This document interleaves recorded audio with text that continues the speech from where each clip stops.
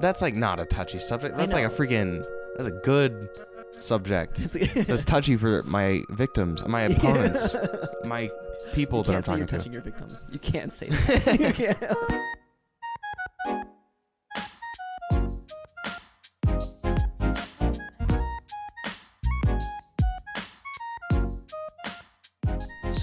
So, this last weekend there was some controversy in the sports world. Yeah. The only sport that matters. The only sport, the fastest growing martial sport. Is it? Yeah. The fastest growing BJJ Jiu-Jitsu, which, hold on, I was told this the other day. What does Jiu stand for in Jiu-Jitsu? What? Because Jitsu is like art. Oh, and then Jiu is it I'm trying to recall from the very beginning when I first got into it, but it's like the gentle art. Yes. But the word gentle is like translated weird because it's obvious. I mean, if you've ever seen it, it's not like, oh, happy cuddle time, fun. But it's meant to be like gentle in the sense that you're like the opposite of not necessarily explosive, but like that type of vein, where it's like everything is controlled and precise versus just like throwing a punch and hoping it knocks someone out. The history of how BJJ started, or GJJ, Gracie's Jiu-Jitsu, is actually really cool too with Helion Gracie, because he had vertigo and he couldn't do the normal Japanese Jiu-Jitsu that his brothers were learning, but he would sit in the sidelines and watch it. And one day when his brother had a new student coming in, his brother was late, and the student came down, and Helion said, well, it's not what my brother will teach you, but if you want, I can teach you some other stuff. And he was doing similar moves, but on the ground, so it didn't affect his vertigo. And he had done that for about 45 minutes until his brother showed up, and the brother was really apologetic to the student, and the student says, no, actually, I learned a lot from him, what he was doing. I think I actually don't want to do this one. I'd rather be a student of Helion Gracie instead. Helio. Wow, who's Helion? I have no idea. Okay, Helio Gracie. And then his brother was like, wait, what? Who? What's going on? Who? That sounds like my brother's name, but that's a little weird. Yeah. Helion? And you were just role-playing the student. I get it. Yeah. So then they started, they met and started training, and then that's what eventually turned into Gracie's Jiu-Jitsu. Brazilian Jiu-Jitsu, which then became Gracie when they, Pretty cool. But, so the major event in the sports world, there was something called the ADCC, which is a big, huge event for BJJ against a lot of the top competitors they've had for numerous years. And the prize for the person who wins is $10,000. And that's in each bracket, which is like every 11 kilos is a different weight bracket. Yeah. And how many, or do you know how this beef originally started? Because there's a beef between ADCC and another sports athlete named Craig Jones. So, this is going to be mostly true. Okay. ADCC is Abu Dhabi Combat Club, which is like funded by some Saudi guy. Okay. And it's like the equivalent of the Olympics for no-gi Brazilian Jiu-Jitsu. People come in every 2 years. You can either get invited if you're one of the top dudes in the sport, or they have like trials in each region of the world. And if you win trials in your weight class, you can be one of the 16 guys in each of the brackets. Okay. Winner gets $10,000 for each of those. And then in 2018, there was a group of people training in New York called the Death Squad. Yeah. Which is basically all these really good guys who came in and just destroyed everyone, mostly with leg locks, which was very, very underutilized in the world. They come in. The number one guy came out of that. His name's Gordon Ryan. He came out of that group, and then there was a bunch of other teammates, including Craig Jones and Nicky Ryan, Nicky Rod, a few other people. They split up in 2020-ish, but they won't publicize the beef. Yeah, so there's some sort of unknown drama going on. Is that the spark for the split? I think that's a huge part of it. So now it's Craig Jones and most of the other guys separated from Gordon Ryan and John Danaher, the coach, who went their own way. Because John Danaher chose the best guy, basically, is what it seems like. So they've been blowing up. Gordon Ryan's career goes up and up and up. He's really, really good. He's taking all these matches against the best guys in the world, and he's calling like, oh, I'm going to win. I'm going to do this.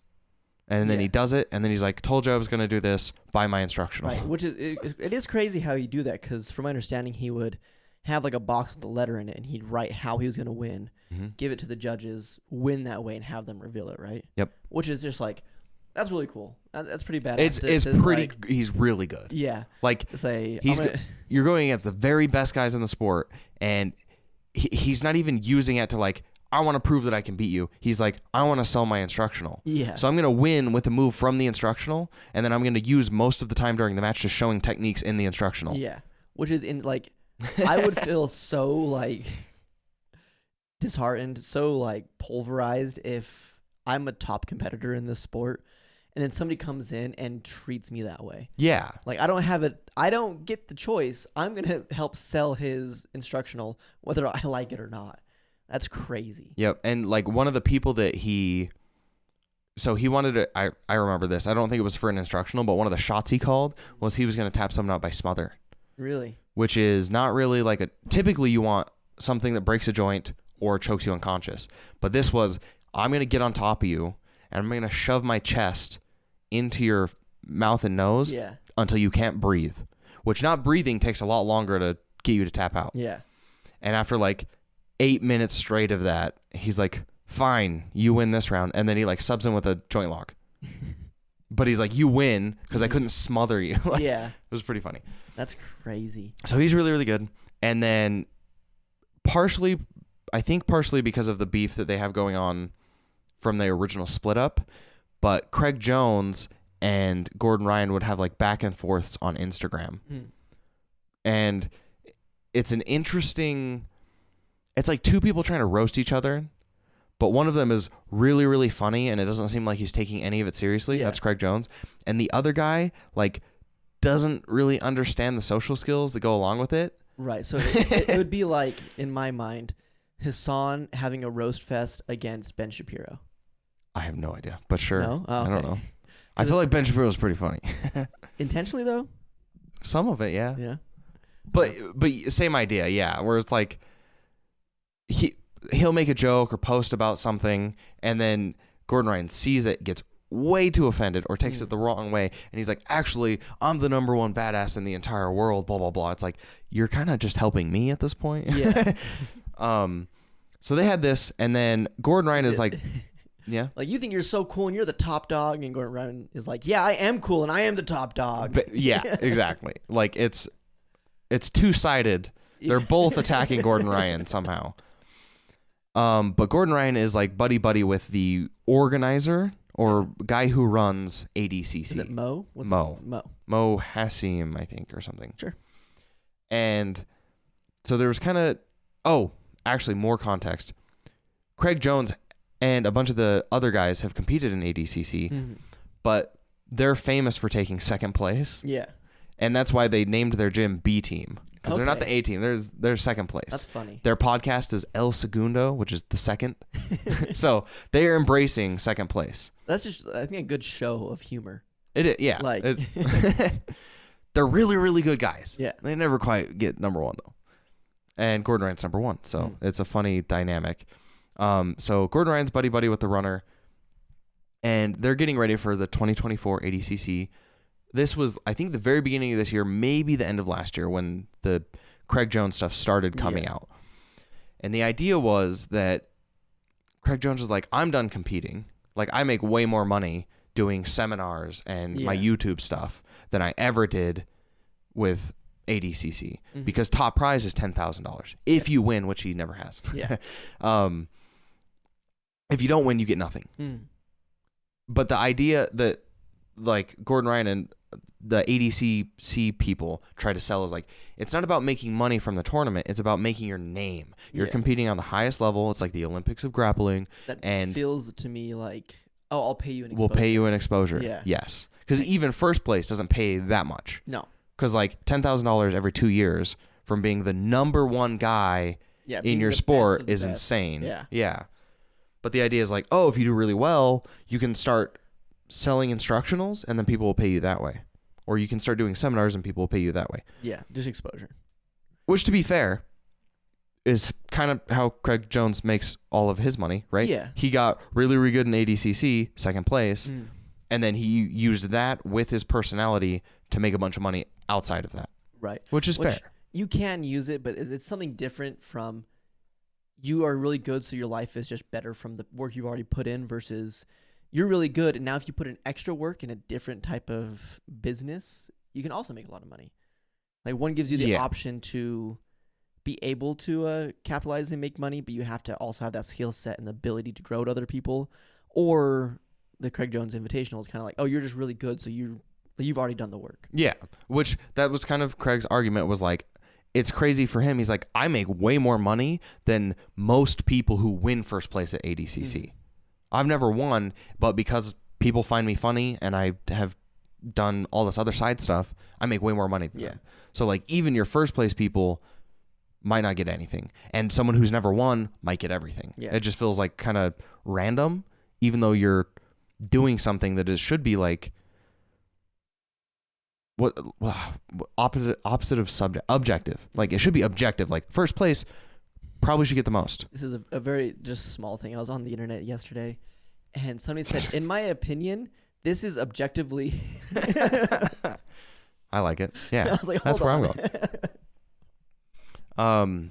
But yeah, so he started complaining about that, and then ADCC announced where the competition is coming out or being held this year, which is the T-Mobile Arena in Las Vegas, which is way bigger and like way more expensive than where it was held in 2022.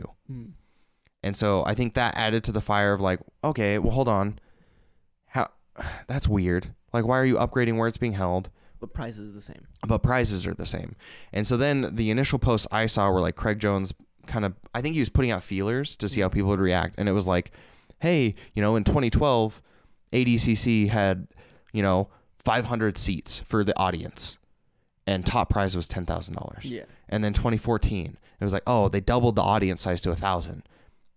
Top prize stayed the same. Move all the way up to 2024. He went through like every single ADCC year. It's like now they're selling out T-Mobile Arena in Las Vegas. Top prize, $10,000. It's like, why is none of the growth of the sport going to the athletes who are making it grow? Yeah. Type of thing. So I think he put out fillers, got really good feedback that way. So then he announced, and he got some funding from some billionaire probably somewhere that was like, hey, we're going to throw our own tournament. People under 80 kilograms and people above. So there's only 2 brackets, which is smaller. So less competitive for certain weights, for sure. But it's just the first tournament. Winner of each bracket gets $1 million. And you get $10,001 just for showing up. So it was like spitting in the face. Huge beef that way. And then both of them were held this weekend. And I think the winner is pretty obvious. I don't know. One of them had really good production value. They brought in a new type of mat that was really awesome. It made it easier to watch. The other one, and on top of that, so this is the part that gets me. Like ADCC, oh, your venue is way bigger. Yeah. Okay, maybe more people want to come watch in the audience. You're not paying your athletes anymore. That's kind of dumb. Whatever. They also have an exclusive contract. The only way you can watch ADCC is through Flow Grappling, which requires a year-long subscription. I didn't know that. Yes. What? So you have to pay another $100-something just to watch it. Yeah. And Craig Jones streamed on YouTube for free. Yeah, for free. Which yesterday the VOD for it before I when I last checked had 500,000, almost 600,000 views. Yep. Which is versus the photos I saw of the T-Mobile Arena being like a third of the way full. I think I've seen photos on both sides though, where it's like, look, their arena's not even filled up. It's like you're probably taking it like the lowest. Yeah. Like you're taking ADCC at on Friday. I don't think they even have any fights. It's just like the announcing all the competitors and stuff. Yeah. I was like, yeah, not a lot of people are going to show up to that. Right, a lot of people will be there on the Saturday. The Craig Jones thing started during the workday on Friday. So it's like, yeah, probably not as many people are going to show up as. That's a fair point. But yeah, Craig Jones is the one that had the really good production value. The ADCC one had a match that they played, and they played commentary from a different match. So they just somehow recorded, like they played out recorded audio, and nobody noticed until the match was over. Which is like, that's gotta be so confusing. You should just know, right? If you know, that's so weird. Yeah, because if you know anything about the sport, headlock, and the dude's like holding his foot, like. And he's like, yeah. Oh, look at that takedown. It's like they've been on the ground for like 2 minutes. Yeah. What do you mean? There's a whole lot we could talk about this. Different controversies. Some people are a little mad at the Craig Jones Invitational for the new rule set that they had because of one of the competitors, Levi. Have you heard about that? Levi? I don't know. No. He did really good, and they were in the 4th round of the competition. Whoever won the 4th round, because they were tied, was going to win. Or not tied. I think they went to the 4th round. I think Levi had a lead or something. I don't remember how it went. But Levi was obviously the better grappler, but the rule set punished doing nothing, right? Yeah. Like we said in our Patreon, you had to be the one proactive moving. So he was just he would pull guard and then just kind of chill there. There's no way this is the Rutolo versus the other guy in the finals. There's no way this is that match that people are mad about. I don't know. Levi versus someone. We can look a little bit later on. Well, because they only did 5 rounds, I think, for the finals. Okay. All the other rounds were 3 rounds. Okay, they must have been the finals, yeah. No, wait, I watched that match. It was crazy. Was it? So a lot of people are saying it's like the best grappling match of all time. Really? Oh, I haven't seen it. I'll have to watch it. But or no, sorry, that was Andrew Tackett versus Rutolo. Sorry. Okay, no, it's not that different one. match. No, yeah. Levi versus somebody who starts with a K. Cade Rutolo. Okay, yeah. Yeah? Yeah. Okay. I think so. But the guy with the K ended up getting the win, and people were mad because Levi had the better grappling, but it wasn't as progressive. It wasn't as flashy. It wasn't as always moving. I mean, I can see how people would argue that and stuff, but I watched that match, and even the judges were talking about it. It's like he won the first 2 rounds, I think, and then the 3rd round went to Cade. I think it was Cade. Yeah, Cade. Cade Rutolo. And then the 4th round went to Cade because basically the Levi guy was pulling guard, which is where you sit to your back. Yeah. And he has a really good guard. Mm-hmm. So Cade couldn't pass. But basically he was trying to spam leg locks and couldn't get any of them to work either. And so the first 2 rounds went to him because it looked like he was getting some deep grips. Even if he never finished anything, he was getting inversions and stuff into the legs. He was doing better on. And then Cade started like adjusting. Yeah. And then he was trying to pass and pass and pass, and he couldn't pass, which is not great, but like he's trying. It was kind of like impenetrable wall versus like unstoppable force. Yeah, immovable force. And they were hitting, except the force slowly was starting to get better and better relatively. Mm-hmm. So I don't know. I think that's a tough. I would be unsatisfied. I wouldn't be unsatisfied if I won the $1 million that way. Yeah. But it is a little unsatisfying for the $1 million prize pool to go by decision like that. Yeah. Where there wasn't like a super clear winner, but like, it's like 51-49 to this guy. Mm. Yeah. So there's some drama there. Some people are saying the rule set needs to change so that the players can be more prepared in their game, which people are already suspecting, well, based off of this one and the way points are done, the next, the CJI2 will have better matches already just because people will adapt to the rule set. Well, yeah, but that happens in every rule set. Like ADCC, you can't pull guard. So ADCC, they have, I think, 10-minute rounds. Okay. The first 5 minutes is unscored to try and incentivize, hey, you can pull guard. You can take a shot. You can get a bad position in the attempt of getting a sub. Yeah. Without getting point penalized. Yeah. And then the second half, points come in, and now you can't pull guard. Now you need to be a little bit more strategic. Everyone plays to the rules. Mm-hmm. There's another tournament called the EBI, Eddie Bravo Invitational, where you do your 5-minute round. If there's no sub, you go to overtime, which is you start in like a really, really bad position, like armbar setup, like you're there, or back mount. Yeah. And you're judged based on how quickly the person can escape or a sub. Okay, yeah. And you take turns doing that for And 3 turns, and it's the fastest escape time or if you get a sub. Yeah, yeah. And so a lot of people will game that. They'll completely stall out the first 5 minutes trying to like save all their energy, all their everything. So they'll do very little jiu-jitsu. They'll just survive for 5 minutes so that so they'll spend all their training going up into the tournament just in those overtime situations. And then they'll stall out the actual 5-minute round so that they can try and just win in overtime. I see. So it's like, I mean, they're professional athletes. They're going to game the rule set however they can, obviously. Like the rule set for that one, are you in the overtime? Is it a minute or is it just until escape or submission?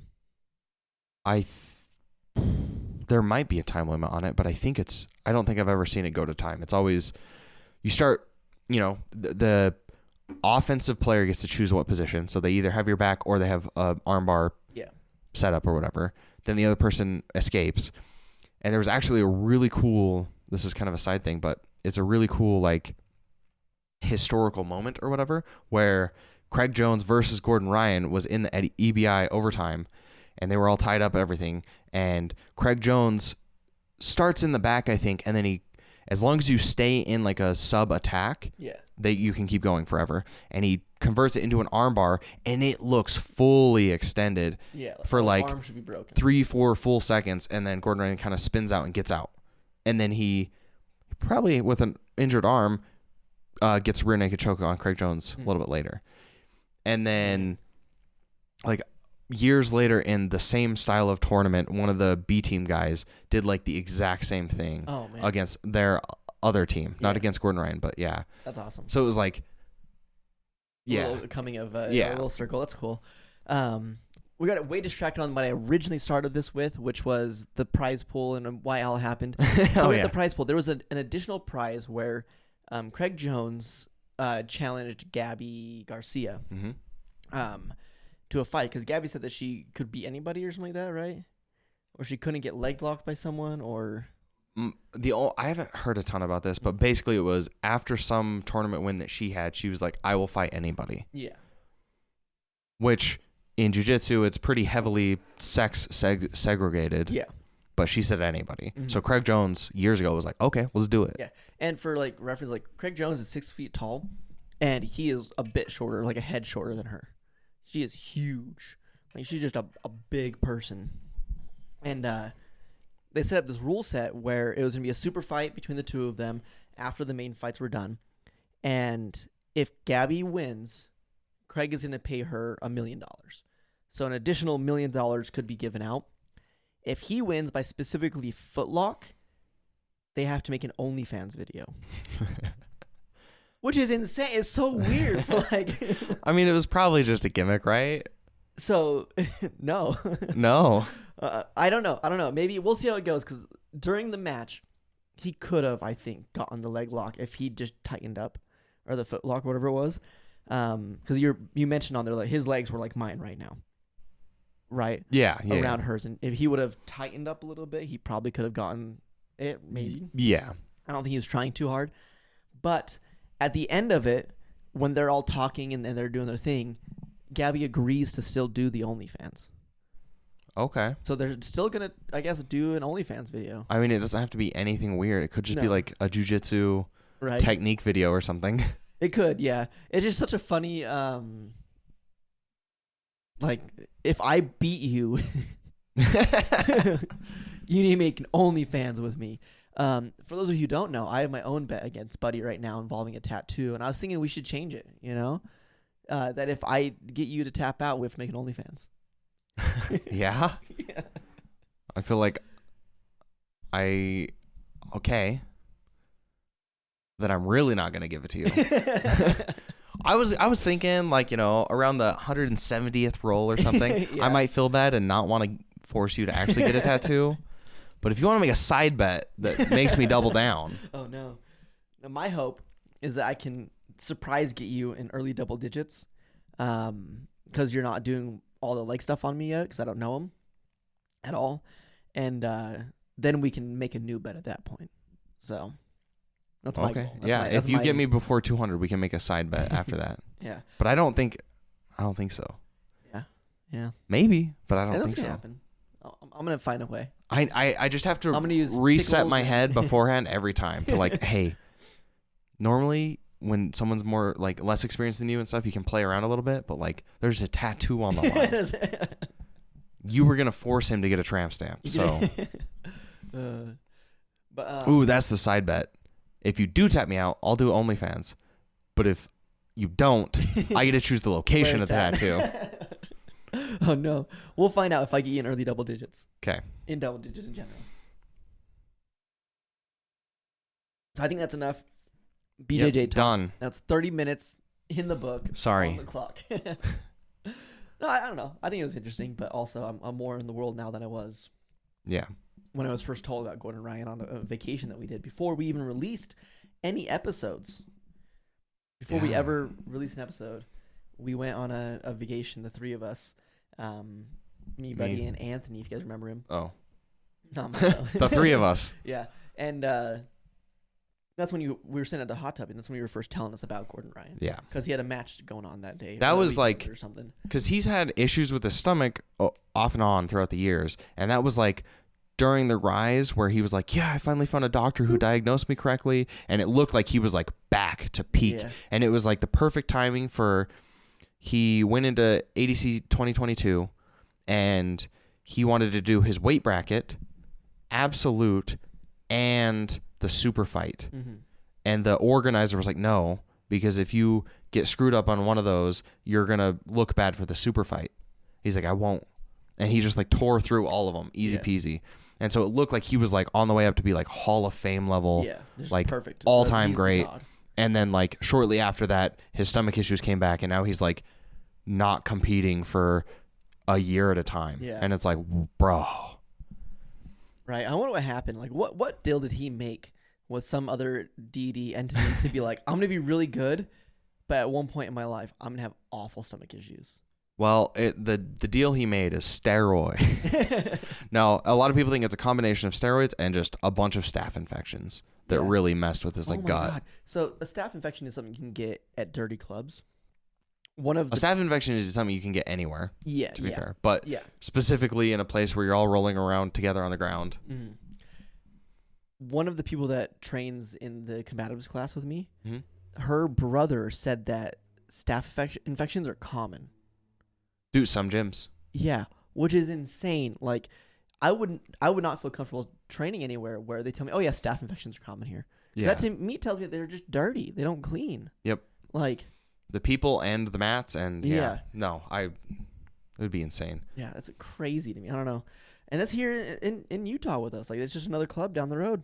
That's just, yeah, you can get them here. Which is part of the game, dude. No. No, you don't have to be. They don't have to be. Outside of that, though, we can move on to other things.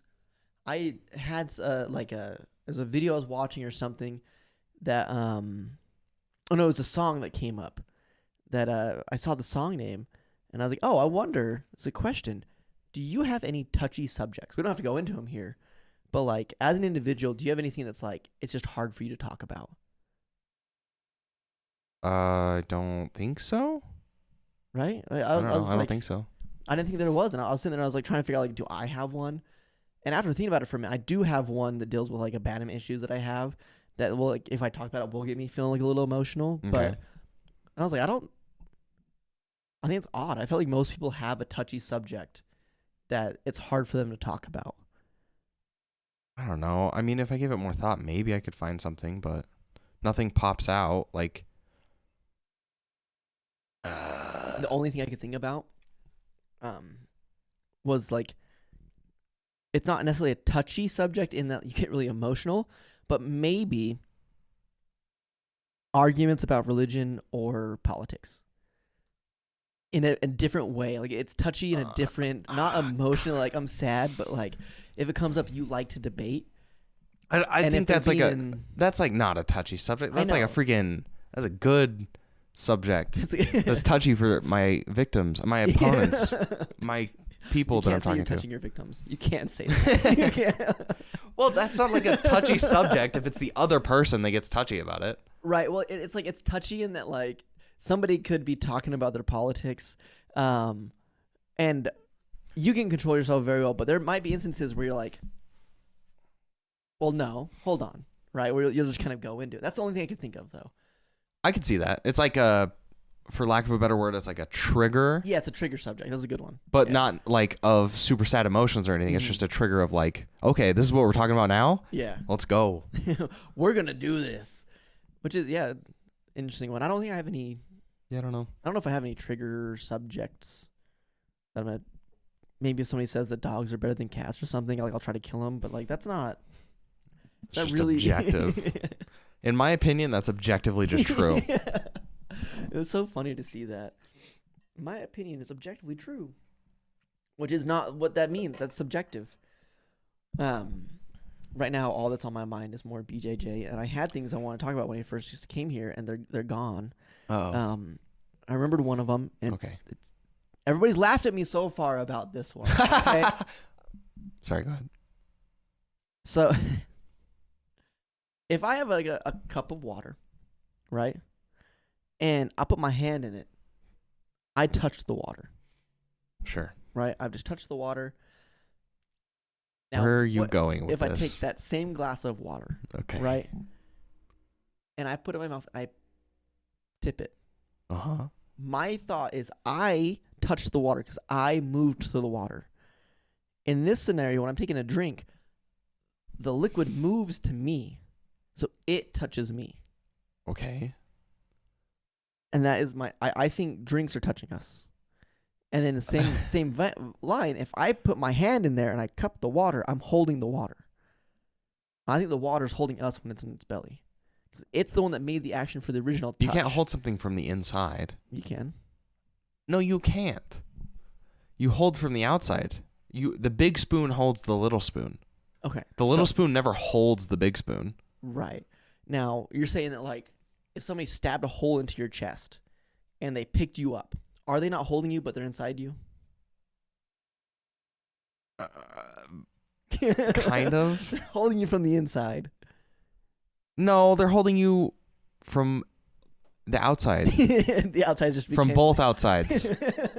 But I was thinking, now in my head, I have like, you have the big spoon and the little spoon, right?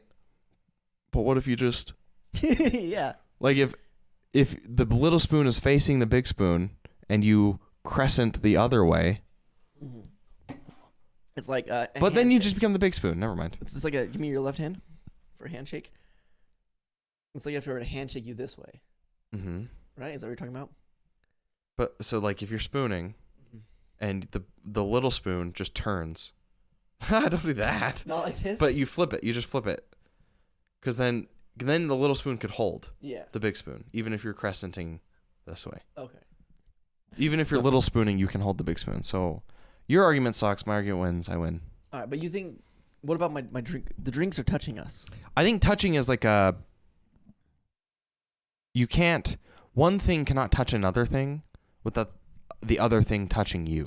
Yeah, it's like Newton's 15th law or whatever. Yeah, you both end up touching, but I think the water is the one that starts the touch. They're touching me, right? This is like when there's two people in like a relationship. Where she kissed me. Yeah. Well, like you were kissing. You were both kissed. Right, but like if it's like assault and battery, right? Like you're walking down the street and somebody comes and kisses you. Sure, you both kissed, but that person kissed you. You know what I mean? I guess that doesn't actually make sense because like if you don't do anything with your lips and they kiss you, you're not really kissing them, but you kissed. Right. So if you pour water in me, yeah, the water touched me, but I didn't consent to touching the water. Right. Like if I get waterboarded, the water touched me, and that's it. Like this Arizona tea is touching me right now. Yeah, but you forced it to touch you. Okay.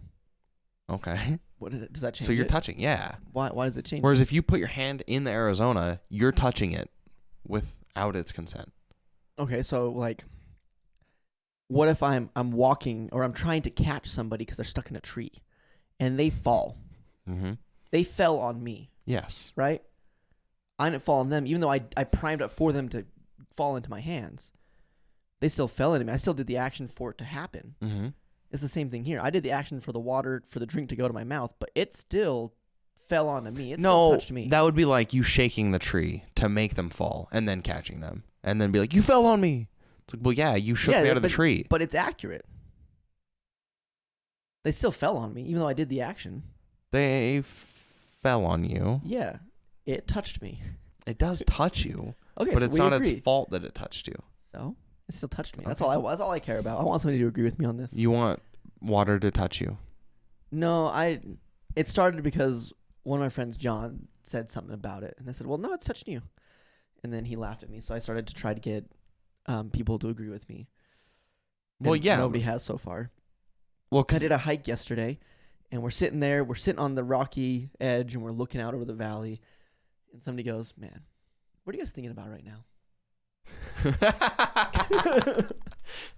Oh God, never ask that to Braden. Yeah, so I was like, water touches us. What are you guys thinking about right now? Just all the water that's touching me right now. What? Well, I just was drinking my water on the way up here, and now it's just touching me nonstop. Yeah, they didn't humor me on that conversation at all. No. They go, "That's what you're thinking about?" And I go, You asked what I was. Yeah, that's what I was. What do you mean? Weird. What are you thinking about? Gosh. Okay. But yeah, it's like every action has an equal and opposite. Every touch has an equal and opposite touch. Yeah, exactly. You get it. Like Milo is touching me right now. I have to go on vacation here soon because my apartment is kicking me out for a couple days while they fix the stairs. I think that's so funny. They just randomly can just kick you out. Yeah, I'm tempted to set up something like right next to my door when I leave, that if it is moved when I come back, I'll know that they got into the house, the apartment, because like they shouldn't come in here. It'd be weird if they did, but I'm kind of paranoid that they'll try for some reason. Here's what you do. Have you ever seen Home Alone? Yeah. Just set up some of those. You get like a nail gun with a string attached to the doorknob. Can I do something that like is easy for me to, like, when I open the door, if they haven't been in, I can stop it without getting shot by a nail gun? Oh, you want to protect yourself? Yeah, like grappling does a lot, but it's really hard to grapple projectiles. Just going through your window. That's another one. If I get shot with an arrow, the arrow's touching me. Yeah. And it's holding me. No, you can't hold from the inside. It's grappling me. It's grappling. What happened to him? He touched a bullet. Why did that hurt him? Well, he touched it with like his liver as it went through him. Because they make the arrows that have blades going back towards the feather. Is that what it's called? I have no idea. Feathers at the end. And that one literally holds on to you, so you can't pull it out. True. I mean, you could, but it's just going to fuck you up. It's going to hurt. Yeah. Yeah. That's why you have to pull the arrow out the other way. You just have to keep pushing. What else are you going to do? I don't know. Let it dissolve. I don't think you can just let an arrow dissolve in you. You say they're not biodegradable? Usually not. I don't think so. They're not. Oh, do you know what's odd? There is a specific like enzyme or bacteria that we make that makes BO smell. Okay. And for some reason, Koreans don't make that, or rather, they make something else that eats that disease, that bacteria. So they don't have smelly BO majority of the time. Okay. Is that weird? It's just like an odd kind of weird, I guess. Yeah, which like I think is part of. I don't know if you've met a lot of people that are Korean, but I think they're really sensitive to BO because it's like a smell that's around us all the time. So you can kind of be desensitized to it. But when they go from Korea down here, like, oh my God, why does it smell like onions and foot? Like, what's going on? I don't feel it. Am I just around BO all the time and I don't notice? I feel like there's a certain level. I notice it when it's there. Yeah, but I feel like I've had to have this problem at work where I've had to talk to an employee and be like, hey, you need to wear deodorant. Like, you need to. And when they first came in for the day, you wouldn't really notice it. But as they were there longer, it got worse. So, like, there was a level of desensitize, and then as we were around it more. It's like time release. Yeah. Gross. That's big talk from Koreans, though, with their stinky food. They got to compensate somehow. You have to. All right. Smells like dinner in here. No, it's a gym. It smells so good. All stink is the same stink, right? I'm pretty sure. I that being said, though, also, I have a really bad sense of smell, so. Oh, me too.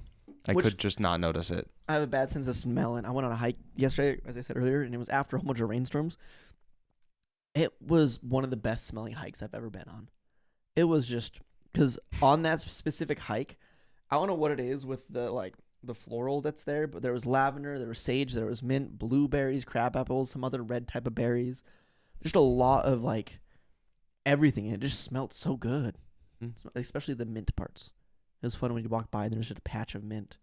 It smelled so good.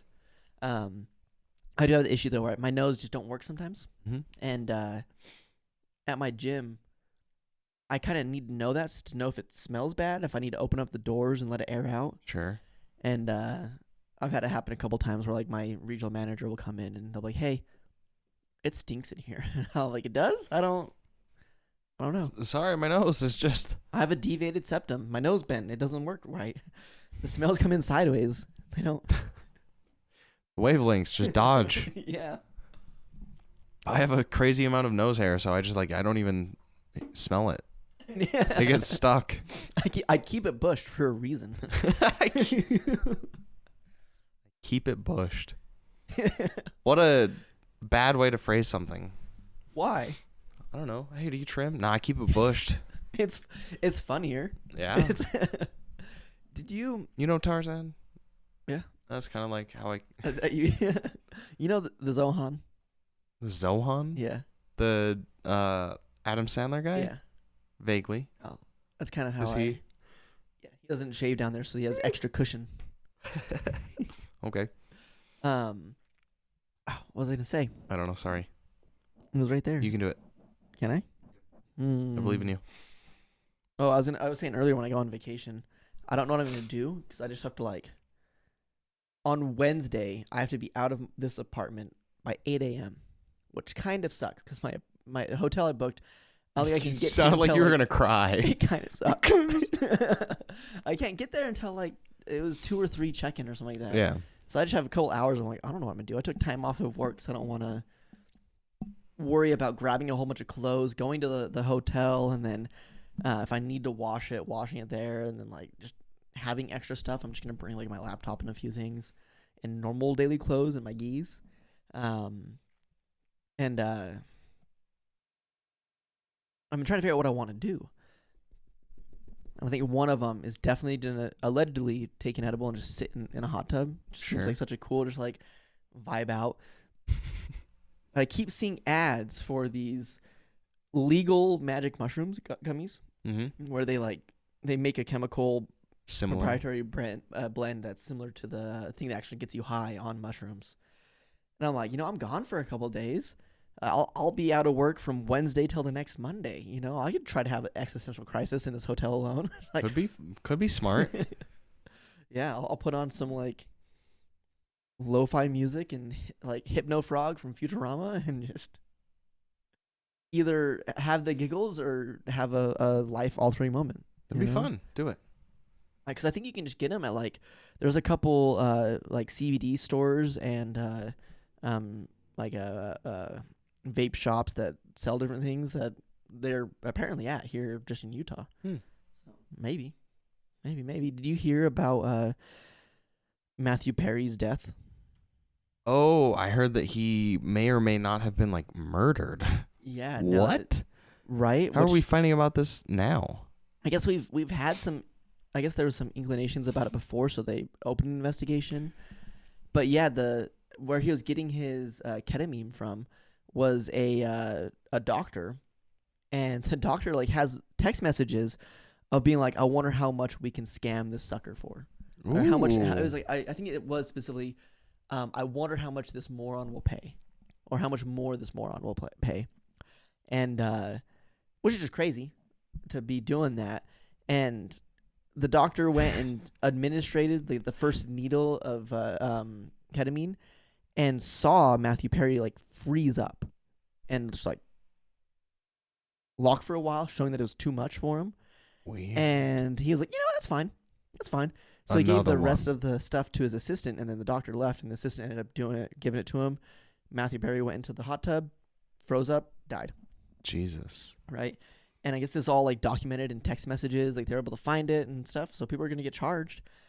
But outside of that, there was a comment I saw in a video where I was watching about some of this, and it said, through this, I have found that there's an unnerving amount of people that think drug dealers shouldn't get in trouble if their client ODs and dies. And I'm on the side, I guess I'm one of the people that makes them unnerved. Okay. Because in my head, if I sell you marijuana, okay, and you go, and everyone knows you take it once, you die. Yeah, and I sell you drugs that can be harmful, right? Like I have cocaine allegedly, and I give it to you, I sell it to you, and you take way too much, and you OD. Mm-hmm. I don't think you doing more than you can handle is my fault. I think I could get in trouble for selling the illegal drug, but I shouldn't get in trouble for murder. Because I didn't force you to take it. I didn't force you to take more than you could handle. I gave you the means to, right? But like, I mean, I agree with you. Yeah. I'm just trying to think, is there ever, like, so obviously if you sell me something and you misrepresent what it is, that could be a problem. It could be a problem, and then, but even then, like, there's no like contract, so I don't know really what would happen. Like, you're a scummy human for doing that, right? If you say, I'm going to sell you this marijuana, it's just normal marijuana, but it's laced with like ketamine somehow, then like there's an issue. But I don't know. I mean, that gets pretty close to murder or manslaughter or something. Like if I go to you and I buy, cocaine or whatever, which it just, I know so much about drugs. I don't know, but white powder, and it's like laced with like a different white powder that's like heroin or I don't know. Cyan or asbestos or whatever. Like asbestos, not even a drug, just fucking poison. Yeah. Oh, I get some cocaine. It has like arsenic in it. Yeah. And I die. Like it's kind of your fault. How far up the chain does it go? Because as a drug dealer, I probably got mine from a different dealer to sell. Like, do you just go up? This is why it should all be legalized, because like if I went to the liquor store and I bought some alcohol and that was laced with something that killed me or caused me like some weird thing, like they're liable, and then they would go to their supplier who would also be liable, I'm sure. But like it would be like a whole FDA issue. Yeah. Whereas like if you're just a drug dealer and I buy from you and it's poisoned or something, I feel like it just has to go to you. Right. I don't know. That's why I don't like any pills or anything like that too, because like who knows? Right. That's why I always have someone try it first. Come here, Julian. No, not dogs. Like, so hypothetically, like if I wanted to do mushrooms or something, even mushrooms, like which are just plants, I would want someone else to try it first. Yeah. To know that they're like the right kind of mushrooms, the right dosage, whatever. And then after, an hour, if they're good, I might be like, okay, I'll try it. So when you're younger, I don't know if you had this when I did. I never swore. Grew up in a household where we don't swear. Well, my parents did, but kids are not allowed. And then when I was in 6th grade, I asked my mom, say, hey, if I'm not around adults, can I swear? And she said, sure. So then I start to try to swear, but I've never done it before. So it's like, yeah, and I said like, fuck that bitch. And it was like, you get really quiet and you kind of nervously say it. That's what you did with mushrooms. I said big. Yeah, exactly. Like but you're like if I had some like mushrooms and I No, I said hypothetically. Hypothetically, if I had some mushrooms and I which is funny. It's so weird. I used to the only reason I ever wanted to swear, this was like even after I got the permission from my mom, I never really swore a whole lot. It wasn't until my mid-20s where I started using it as part of my more normal as commas. Yeah, as commas. And the reason why when I was in my early 20s where I was like, man, I should really start to add more like swear in my normal vocabulary is because a lot of times when I got told a story, a well-timed fuck would really make the story. Right? So I was like, I just want to be able to tell stories better and actually have the swears in them. Now it's not if you're like, and I was like fucking like fuck. It was just like not actually like a actually a stalwart like or a comma. Yeah, nothing. That's stupid. But every once in a while, just like a well-timed swear can really elevate the story. There's a really good example of this in It's Always Sunny, which they couldn't swear for a long time, And then the last few seasons they could because they got big enough. Yeah. What's up, girl? And now I think they have one F-bomb per episode, I think is like the rule. Yeah. Or that's what they do to keep it fresh. But in the new season, Frank and Charlie have been living together the whole time in basically a studio apartment, and they sleep on the couch. Is and it then the one where they find out it's and he opens the door, and it's an entire bedroom that's just empty. Yeah. And Frank's just like, "What the fuck is this?" Right. And it's just like, so good. It perfectly just adds delivered. Freaking, it was so good. What the fuck is this shit? That was some Futurama, like open up Bender's closet. Yeah, you can finds sleep in a out- closet, you weirdo. Right, it just makes it so good. I nowadays, in my normal vernacular, use heck a lot. Sure. That's heckin' cool. Heck yeah. Instead of, or I'll say darn. I don't know. I feel it's so funny to me that different sounds you make with your mouth become offensive or something. Well, the supposed science behind why swear words are offensive, besides like the nature that's grown from them now, but why they originally were, is a mixture of the soft tone followed by the hard tone right afterwards. F, k, sh, t. Okay. And it's like it sounds more offensive by nature, just the polarity of the two. What about duck? Duck. Duh. Sheep. I think it's because it's d, so the d is harder. It follows the k. Suck. K. Yeah, maybe. Yeah, like that sucks. You suck. Muck. People use it that way, right? Yeah. I think. Luck. I don't know. I know about they that. sound a little bit different though, like compared to a. I think we had our language, and then someone started using something like pussy to refer to like genitalia, and they're like, "Oh, you can't talk about that. That's so a bad crass. word." Yeah, That's. that's my guess. That's your guess. I don't know. I don't think I'm gonna have any swear rules for kids. I don't. No, I don't That's think hard. so. It is hard with kids because, if you don't, they're gonna hear what they are. They're gonna find out they're supposed to be taboo. My parents don't let me do that. They're gonna use it like crazy, which they'll learn. You know, people go through the cycle and they'll stop eventually, but it's not necessary. It just the way it's perceived by society would change how your kid is viewed. It'd be like, hey, you can say whatever word you want. Just understand where you say it, you're gonna face consequences. Yeah, like you're gonna, people will judge you. If you say it in your classroom, I mean, your teacher's got the authority there, so you're playing by their rules. Hey, Professor Bitch. Yeah, if you call her Professor Bitch. I don't understand this shit. Can you be more fucking clear, goddammit? Yeah, I got a fucking question. It's so funny. Swears can help. They work. But there's no reason it should be bad. There's not. It's just another word, you know. I mean, what words do we use now? Like, I think, especially in the Mormon like culture, using heck is the same thing. And I've always Right. never understood that. Like, I know what you're saying. You know what you're saying. You're saying The a word connotation is there. to say the other word. Like, yeah. what's the real difference if you say heck or dang, Yeah. frick? Frick. Or got down, sat on a bench. It reminds me of the Trident commercials. Shut the front door. Yeah. Shut the front door. Who You calling mother father. who you calling a lint liquor? Or what is it?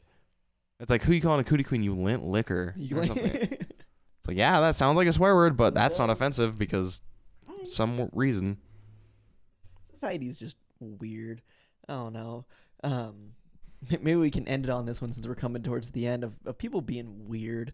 Have you just seen the right doesn't know how to attack the left, and it's so funny because it should be, oh, their policies I disagree with because of backed up data. But now it's like, he dodged the draft. He's a bad person. And it's like he submitted paperwork to leave months ago. And then within that time, after it had already been cleared and he had a date to leave, it turned out we were going to war here. But it's not even that. It's like a full step beyond that, because Yeah. it's not just I criticize you for X without backing up why X is real, or like whether X is real or not, or why it's a bad thing. But it's we did X. Attack them for doing X. Right? It's like, wait, what? It's like you're the literal leader of your... One of the main things that people knew about Trump before he started running was that he had bone spurs or whatever and dodged the draft. Like, and they're going after Walz for having a very legitimate reason for not being a part of it after 25 years of service. And like he retired, and it's crazy. But there's so much going on, and like the right is just struggling so hard right now because their campaign for the last 8 years has been bully Joe Biden. Yeah. Right? Like, just talk bad on him, not on his policy or anything. Just talk bad on him. Well, it's because they don't have and his family. What's a policy of the right? Well, if you listen to what they've been saying recently, it's lower inflation, lower taxes, make it easier to get home. And then if you look at what those aren't policies. Huh? Those aren't policies. Oh, I guess that's fair. That's what they're talking about. But no, like, you're answering it correctly. Yeah. That's what they say. We need to shut down the border, lower inflation, make things affordable, make America great again. It's like, okay, what are the things you're going to pass, like laws and policies to do any of that? And then, if you also look at like bills that they voted against, right? Like immigration bills, which made it so we couldn't do things to make it better. Written by a Republican? Yeah. Like all these, it's crazy because they'll like... On record, Trump just saying, don't pass this because I want to run on bad immigration. And if you pass this, it's going to make it better. And then it works because they'll be like, underneath Joe Biden, our immigration's been the worst it ever was. They won't even make a law to pass about this. And it's like, you're the reason we don't have it. Literally. Like, you guys said no, and now you're trying to yell at the left for it. Yep. You're being weird, man. And then like, right now with Kamala saying that she wants to put a ban. Kamala, sorry. Now that Skamala Harris is. At least then I know it's intentional. Yeah. Wants to stop price gouging at grocery stores. Oh, it's communism. Yeah, it's communism, and it's just not possible because grocery stores already work in a less than 2% deficit or profit margin, as Ben Shapiro says. And it's like they have record-breaking profits each year. Like, what was it that Walmart made last year? $146 billion profit, and that's less than 2%. Like, cool. Go down to 1%, and they make $70 billion. They're still making so much money in profit. Sounds like communism. Yeah, and they're just getting mad at people with not even mentioning like what Trump would have done, right? Like, because they say he's going to stop inflation, they're going to make it so grocery stores are cheaper again, but then they get mad at Kamala, for trying to do that without ever combating how their leader would actually do it. But because the idea of that is it's kind of smart on one side. Mm-hmm. It's like if you never specify how you're going to do something, no one can ever point holes in it. Yeah. It's like, I'm going to do a good thing. Mm-hmm. And it's like, well, I can't say that's bad because you haven't said how you're going to do it. Yeah. And then if they actually start doing things to do the good thing, it's like, I don't know. The last time you tried to do anything with the economy, it kind of just like screwed us over because all you did was tariffs and like make taxes better for the super wealthy. Right. And it's just, I don't know. It's crazy. And then what they're doing is like business insiders or business experts say that you can't do this to grocery stores. And it's like, okay, so like the people that run the grocery stores are saying that you can't do that. Like you're oh my God. Did you see the, JD Vance had his speech and it was like he was fact checked for being incorrect like 120 times or something like that in the 12 So he's minute getting speech. better. Yeah. 120 wrong. 120 times in like a 12-minute or 20-minute speech. Like, that's insane. That's not surprising. That's just crazy. I don't know. It's something that we're in. Fun world times. Yeah. It's just so fun to watch from the outside of people loving the Democratic side, people switching over to it quite drastically because of what they're liking, what they're seeing. I think Walz was a really good pick. He was. I think a lot of people are happy. I think Walz is part of the reason that it's so big, like a main reason why Perception is doing so well. I mean, Kamala did the right playbook. It's like literally the one weak point that they kept all the good points of like having a presidency and you keep the incumbency because that's a really big benefit, but you drop Biden, who's like literally the only weakness, but you keep the vice president to run as the president, so now you get to keep the incumbency effectively. Yeah. And then she just didn't say anything. So that all the media goes to watching Trump and them break down because they lose everything they have been working for to attack. They have nothing now. And they're like, that's not fair. You can't do that. It's like, literally, we can. What do you mean? Can you force someone to run for president? Joe Biden stepped down. Yeah. You can't like force him to. Haven't you been arguing for like 4 years that he should step down, that he shouldn't be running, that he should... Isn't that your argument? And then we finally give in and you're like, no, don't do that. Right. It's, I don't know. I think it's perfect. And then, yeah, So Tim Walz seemed like a really good pick because it's breaking their brains even more. It's just, it's been so fun. Like, he has no stocks whatsoever. People can't get past it. They can't figure it out. Like, and he's like literally what they pretend Trump is, right? Which is like the everyman, the workers guy. He's like, oh, he served in the military for a super long time. Then he went into politics to try and protect veterans. And was it him or his wife that was like a teacher or is a teacher? He was, yeah. And it's like, he's like everything that like the working man that just happens to be in politics. Right. He seems pretty charismatic. He seems likable. He makes jokes. Yeah, making dad jokes on the stage. And they're pissed. They're pissed so because they're doing like rallies on the left now. And they're like, Trump's the only one that can have rallies and real people show up to support him. And it's like, no, I think maybe there was just like a whole pandemic thing that people didn't want to gather around in big events. I don't know. Yeah, it seems like the one crowd had a lot of people that were being a little bit more responsible with the getting other people sick part. So they didn't show up to these big rallies. And the other part didn't care. So they just showed up. And now that we're kind of outside of that, we see, a 10,000 person showing, which is, have you seen all the people saying that's fake? Yeah, well, I've seen Trump posting that it's fake. Yeah. With no evidence whatsoever. Yeah, people doing TikTok videos, looking at the artifact on this.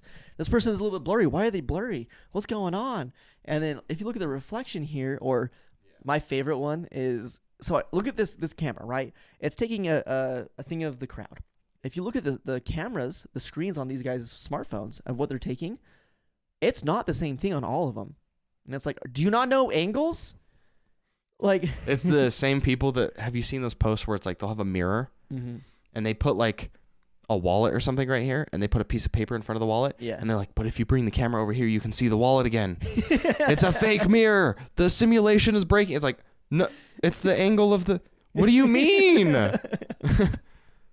It's so funny. It's like, dude, it's just their phones held at different angles, so it's showing a different spot. Really, like, you're like, what do you mean? It's so good. I love it. It's so funny. But I just wanted to laugh at that a little bit. Yeah. And with that one, I think we talked about quite a bit. You guys tell me about how right I am that things touch you, and we'll see you guys on the next one. Bye. Brand new stairs. You know what I'm trying to say? I know what you're trying to say. I feel like Jim Carrey is the How I Met Your Mother to Robin Williams' Friends. Yeah. Similar vein, different. Yeah. But similar enough, and like 10 to 15 years later. Yeah. Hopefully Jim Carrey doesn't do what Robin Williams did. Play Peter Pan.